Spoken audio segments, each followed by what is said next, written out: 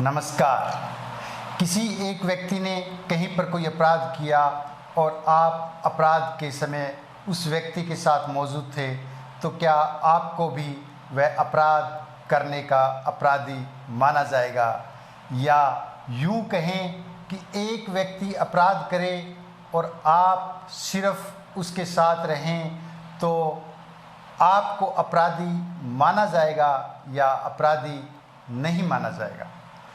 बहुत सी बार ये सुनने में आता है कि फलां व्यक्ति बिना वजह अपराध में फंस गया, जबकि उसने कोई अपराध किया ही नहीं था। वह तो केवल बाई चांस अपराध करने वाले के साथ था और उसका इरादा अपराधी के साथ मिलकर अपराध करना नहीं था। आइए हम जानते हैं कि इस विषय में कानून क्या कहता है कि क्या अपराध होने के समय सिर्फ अपराधी के साथ होने भर से दूसरे व्यक्ति को अपराधी माना जाता है या नहीं माना जाता है। आप अक्सर समाचार पत्रों में अपराध से संबंधित समाचार पढ़ते हैं या टीवी में देखते हैं कि अपराध की विभिन्न धाराओं के साथ एक धारा 34 भी लगाई गई होती है। आइए हम जानते हैं कि आईपीसी अर्थात इंडियन पेनल कोड की यह धारा 34 क्या है। अगर किसी भी अपराध को दो या दो से अधिक व्यक्ति समान उद्देश्य के साथ करते हैं, तब वह अपराध घटित हो या ना हो, तब उस अपराध की मुख्य धारा के साथ में भारतीय दंड संहिता की धारा 34 को भी जोड़ा जाता है। भारतीय दंड संहिता की धारा 34 यह कहती है कि अगर कोई व्यक्ति किसी के साथ मिलकर समान उद्देश्य रखते हुए कोई अपराध करता है, तो अपराध करते समय एक समान उद्देश्य रखने वाले सभी व्यक्ति अपराधी होंगे। चाहे किसी ने अपराध के कार्य में कितना भी हिस्सा लिया हो, हम सभी को एक समान सजा भी मिलेगी।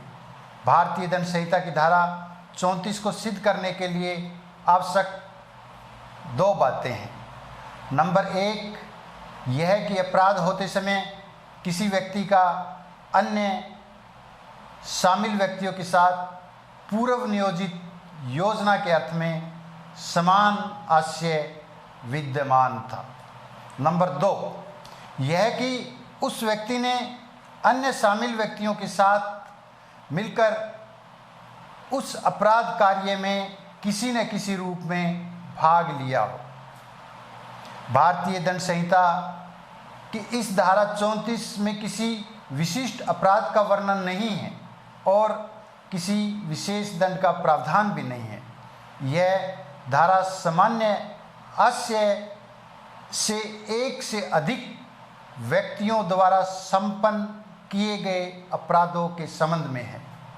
यदि दो या दो से अधिक व्यक्ति कोई कार्य संयुक्त रूप से करते हैं, तो कानून के अंतर्गत स्थिति वही होगी कि मानो उनमें से प्रत्येक के द्वारा वह कार्य स्वयं व्यक्तिगत रूप से किया गया है।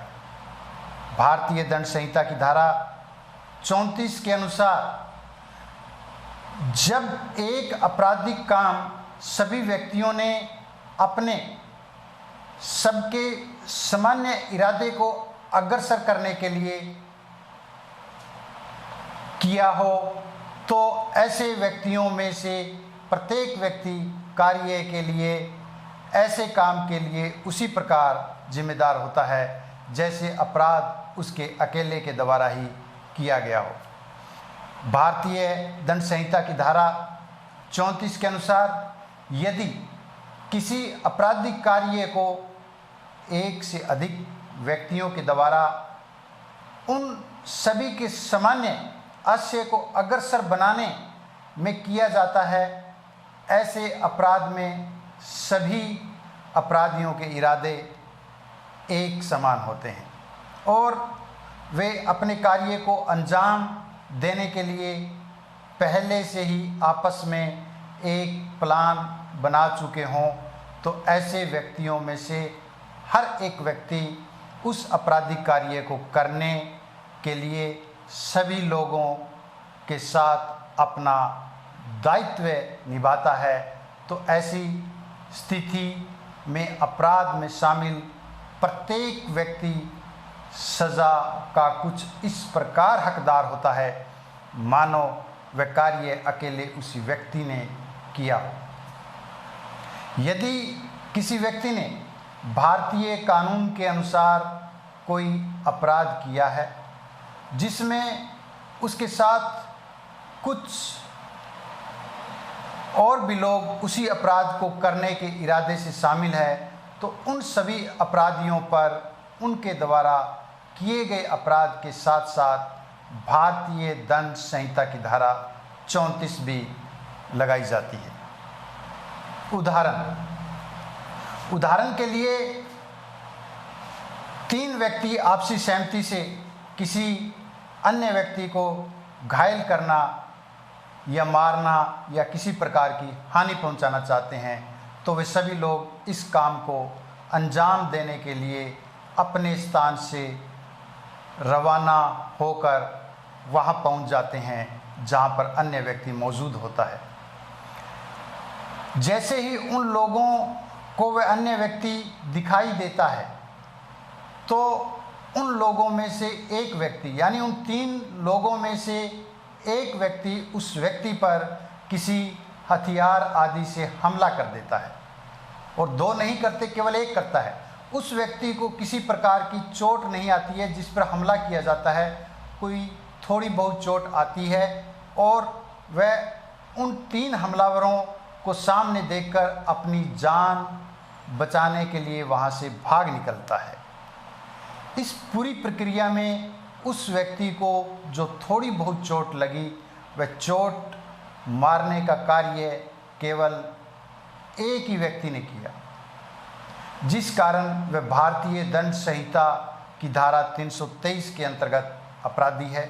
किंतु अन्य 2 व्यक्ति जो उसके साथ आए थे, वो भी उस व्यक्ति को चोट मारने की नीयत से उस तीसरे व्यक्ति के साथ वहाँ आए थे।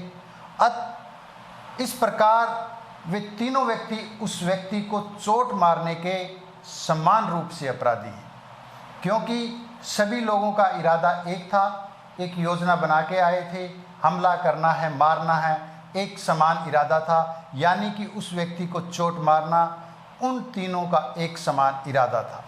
और उसी कार्य के लिए वे तीनों आपस में मिलकर गए थे। उन सभी पर धारा 323 के साथ साथ भारतीय दंड संहिता की धारा 34 भी लगाई जाएगी। यदि वे उस अभियोग में दोषी पाए जाते हैं, तो दोनों को उस चोट मारने वाले व्यक्ति के समान ही दंडित किया जाएगा।